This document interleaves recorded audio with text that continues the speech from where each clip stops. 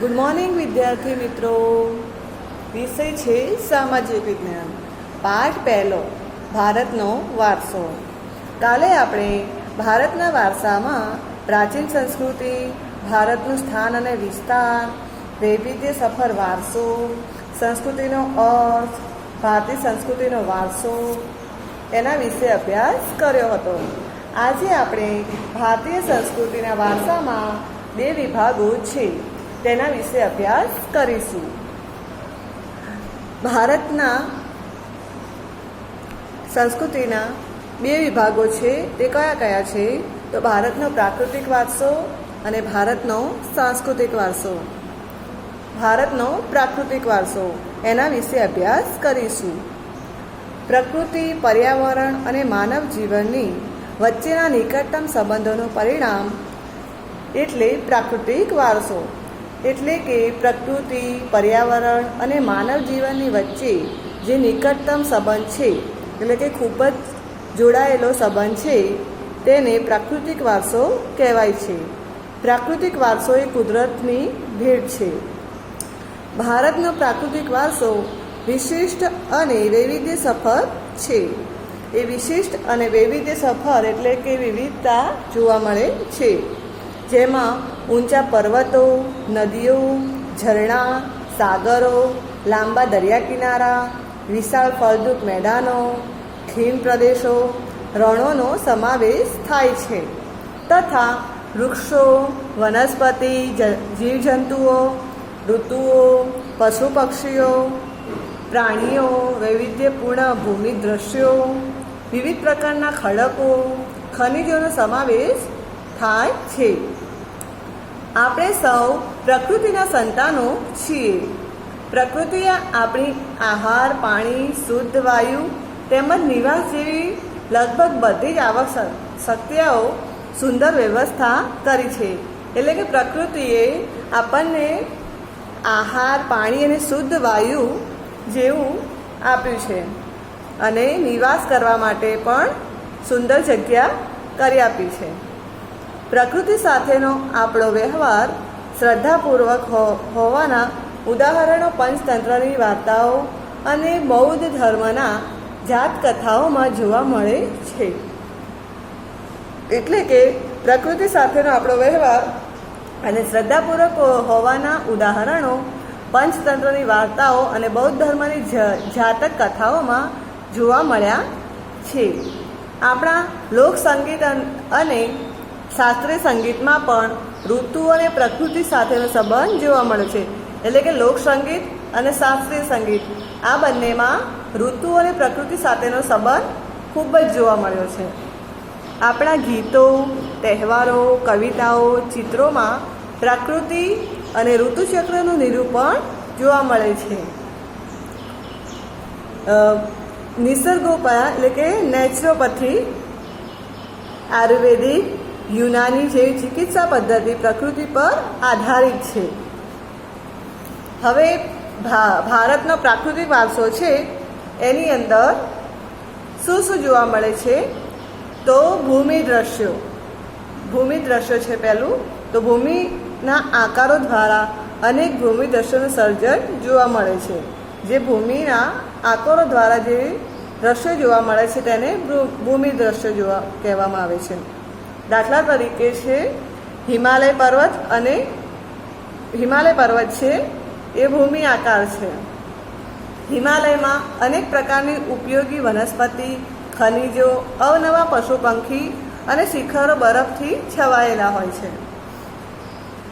તેનાથી મોટા મોટા નદીઓ બારેમાસ ભરપૂર પાણીથી સમૃદ્ધ રહે છે.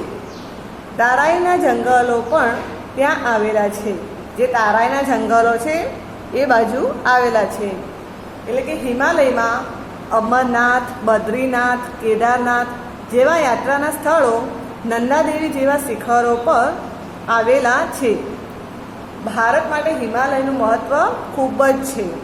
એટલે કે ભારત માટે હિમાલયનું મહત્ત્વ ખૂબ જ જોવા મળે છે.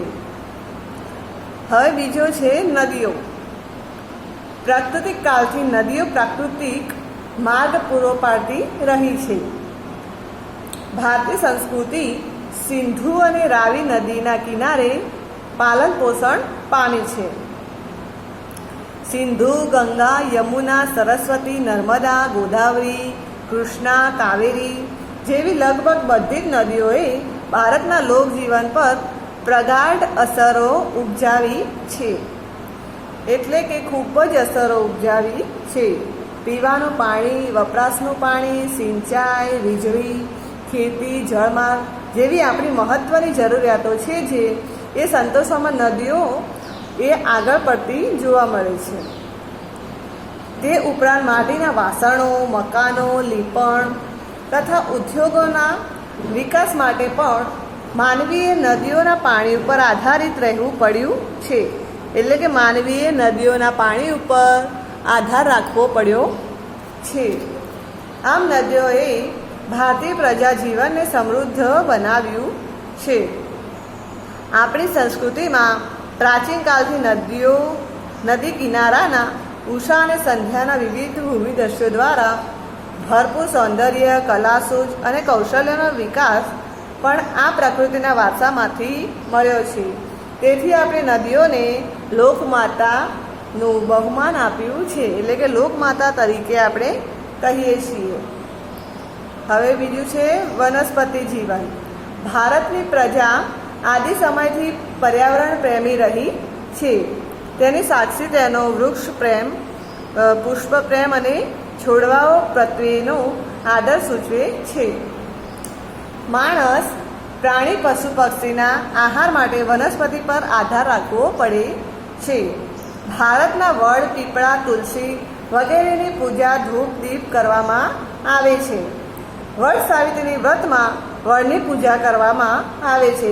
એ તમે બધાએ જોયેલું હશે. અનાજ, કઠોળ, તેલીબિયાના છોડ, ધન ધાન્યથી લહેરાતા ખેતરો, વન સમૃદ્ધિથી ભરેલા જંગલો અને ઔષધિઓ માટે ઉપયોગી છોડવાઓ આપણા અતિ પ્રાચીન કાળથી જીવનને સમૃદ્ધ બનાવ્યું છે. એટલે કે ખૂબ જ સમૃદ્ધ બનાવ્યું છે. હરડે, આંબળા, બહેડા, કુંવારપાઠું, અરડુશી, લીમડો વગેરે ઔષધિઓએ તથા મોગરો, ગુલાબ, કમળ, ડમરો, સૂરજમુખી, ચંપો, નિશાગંધા, જુઈ વગેરે જેવા પુષ્પોએ માનવ જીવનને ખૂબ સુંદર, સુવાસિત, નિરામય અને સમૃદ્ધ બનાવ્યું છે. આ બધા તમે જોયેલા હશે, તમારા ઘરની આજુબાજુ પણ ઉગેલા હશે. આમ ભારતના સામાજિક ધાર્મિક જીવન પર વનસ્પતિનો અસર પ્રભાવ રહ્યો છે. હવે ચોથું છે વન્યજીવન. પ્રાચીન સમયથી ભારત દેશ પ્રકૃતિ પ્રેમી હોવાની સાથે પ્રાણી પ્રેમી સંસ્કૃતિ ધરાવતો દેશ છે. એટલે કે પ્રકૃતિનો પ્રેમી છે એવી રીતે પ્રાણી પ્રેમી પણ ધરાવતો દેશ છે. કયા કયા પ્રાણી આવે છે? તો વાઘ, સિંહ, હાથી, ગેંડો, શિયાળ, રીંછ, હરણ, રોજ, સાબર, સસલા, અજગર, સાપ, નાગ, નોળિયો, ઘો, સાહુડી જેવા અનેક જીવો જોવા મળે છે.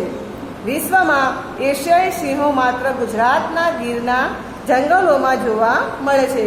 ખાલી વિશ્વમાં એશિયાઈ સિંહ છે એ જ ખાલી ગુજરાતના ગીરના જંગલોમાં જોવા મળે છે.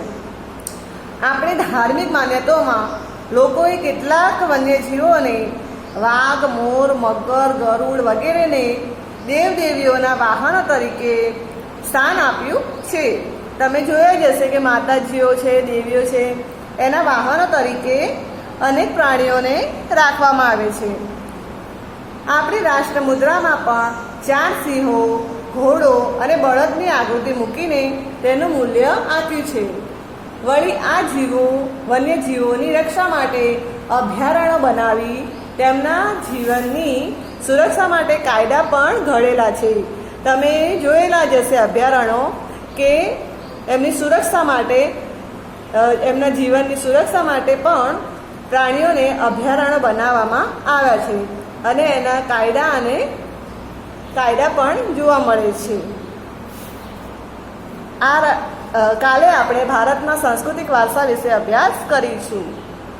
તો આ ભારતના પ્રાકૃતિક વારસો વિશે તમે તમારી રીતે મનન કરજો. Thank you.